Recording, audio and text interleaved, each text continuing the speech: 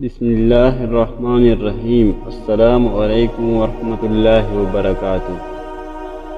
عبداللہ بن مسلمہ کہتے ہیں کہ مالک نے کہا، عمر بن خطاب رضی اللہ تعالی عنہ کے قول، جدا جدا مال کو اکٹھا نہیں کیا جائے گا اور نہ ہی اکٹھے مال کو جدا کیا جائے گا کا مطلب یہ ہے، مثلا ہر ایک کی 40 بکریاں ہو، جب مصدق ان کے پاس زکوٰۃ وصول کرنے آئے گا تو وہ سب اپنی بکریوں کو ایک جگہ کر دیتے تاکہ ایک ہی شخص کی تمام بکریاں سمجھ کر ایک بکری زکوٰۃ میں لے۔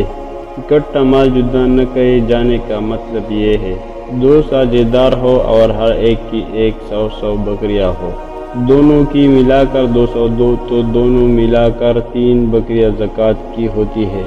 لیکن جب زکوٰۃ وصول کرنے والا آتا ہے تو دونوں اپنی اپنی بکریاں الگ کر لیتے ہیں، اسی طرح ہر ایک پر ایک ہی بکری لازم ہوتے ہیں۔